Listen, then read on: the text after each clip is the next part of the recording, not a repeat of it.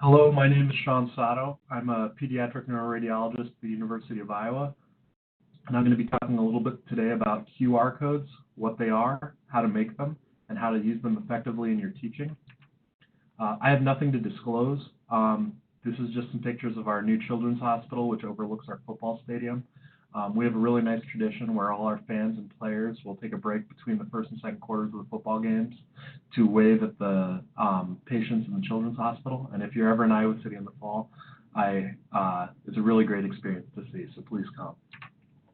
I'm going to be talking a little bit about the importance of updating PowerPoint conferences. Traditional case conferences are often still given in the hot seat format, and this style is not really relevant to the new core exam and was much more appropriate when we were doing oral boards. But with new multiple choice individual testing, it's really important to change the way case conferences are presented to kind of accommodate this.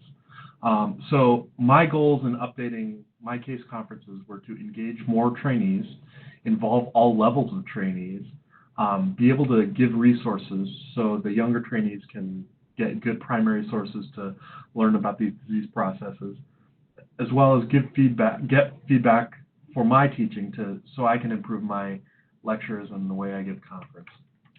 So one of the tools I've used is something called QR codes. So QR, quick response codes, were originally developed by Toyota as a machine-readable barcode. These are a fast, simple way to get a long web address to anyone with a cell phone or tablet. So anything with a web address can be turned into a QR code very easily. So how I use QR codes is I use them to get references to the trainees. I also use them to access the audience participation software website, and as well as give all the participants in my lectures a post-lecture survey so they can give me some feedback on what they liked and what they didn't like and what was useful and what wasn't useful. So QR codes, there are a lot of free websites that you can use to create QR codes. One of the ones I use is called qrstuff.com, but there are many available. And just to show you guys a little bit about how these QR codes are created, I can kind of show you on this video. So I have a case here of chronic recurrent multifocal osteomyelitis, and I want to put a good reference article in. And I know that there's a reference article in Radiographics. Little self-promotion because I helped write it. But one of the things that I like to do is I like to put this in the residents' hands so they can read it on their own if they want to get more information. So I access this article through PubMed, and I pull up the PDF. And first I like to take a picture of the title and the authors so people know what journal it's coming from and they can evaluate on their own if they think that that's a good resource or not. And just include a picture so they can find it if needed. And then what I do is I just copy the web address, so you can see it's a relatively simple process like this. And then I'm going to go to this website, qrstuff.com, and there's just a little text box where I can paste that web address in, and it creates a QR code, or this machine-readable barcode that just kind of looks like a series of black and white squares, and I can copy that directly into my PowerPoint presentation. And so you have this QR code in your PowerPoint presentation. Now the question is, how is this useful to the audience? And we'll address that in the next slide. So if you're an audience member, what you need is you need to have a QR reader on your phone or on your tablet. And if you have an Apple device, there's a QR reader automatically built into the camera app. And if you have an Android device, you can download any QR reader. There's a plethora of them out there. One that we've used successfully has been called Enigma. And just for example, I'll show you what it's like to access a QR code on your phone. So here's my phone. I go into my camera app, and I just hold that square over the QR code, and it automatically pulls up this website.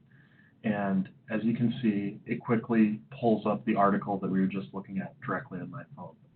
By using this in case conferences, this is an easy, fast way to get these good references directly in the hands of the trainees. And they can save them there, and they can read them at their own leisure afterwards. That way, the next time they need to know something about CRMO, they have a reference and they have some background on it. Putting it all together in a case conference. So I put a big QR code at the very first slide of my case conference, and this is usually just to access the audience participation software. So in this case, I use Poll Everywhere most of the time, and this takes them to the Poll Everywhere website, so they can get to the audience participation easily, and they don't have to type in a long website. So you can see just by scanning this, it's automatically pulling open Poll Everywhere. So Poll Everywhere opens up on their phone, and I'm showing them a case. So this is a 13-year-old with incidentally noted mass. I like to include cross-sectional movies so they can kind of see multiple slices of the lesion, and then kind of annotated images to kind of show them, make sure they know exactly what we're talking about. And then I try and ask them a question. So this is a clinical question. What is the next most appropriate step? And you get your results, and as you can see on the phone, all the audience participation question is right there, and so they can put in their answer. Then I can show everyone what everybody else is saying, and people can defend their answers, and we can have a discussion on why certain answers are the correct or incorrect answer. One of the other features that I really like about doing the audience participation software is we can ask second-level questions. So notice that the first question I asked was not diagnosis. It was, what is the next step? Which requires that you know what the diagnosis is. And so we've found that on the core exam, they really like to ask multi-level questions on single cases. And so we're trying to recreate that format with our questioning and kind of try and ask multiple questions about a single case. At the end, I go over the answers, but I also give them access to a primary reference. That way that if they want to learn more about this, they have a good primary literature source that they can review on their own and figure out what are the important things I need to know about arrested immunization. When they scan this QR code, it'll pull up right on their phone like this. And again, I also like to include a picture of the article so they know the source. At the very end, I like to include a QR code that goes directly to a survey that I make in Google Form. And that's just a free way to make a form to get feedback from the participants of my case conferences. And in about 10 or 15 seconds, they can fill out a short survey, and this is all the information I can get very easily. The thing that's nice about this is I know who was at my conference, I know how useful they thought it was. It's all anonymous, so I can't associate this with them, which is great for them, and that means that they're very honest with me. It also is really nice because I know what worked, what didn't work, what they'd like to see more of, what they'd like to see less of. And this is a really nice way for me, when I'm making my next case conference, I pull open this from the case conference prior, and I have immediate feedback knowing what I need to change, what I need to do, what they'd like to see more of, what they'd like to see less of. So in summary, QR codes are a very effective way to get content to audience members and to get people involved with your case conferences. Any website can be turned into a QR code, and so it's very useful in teaching formats. A couple hints. If you make the QR code very large, it can be scanned from the back of the room. It's always good to test your QR code prior to the lecture.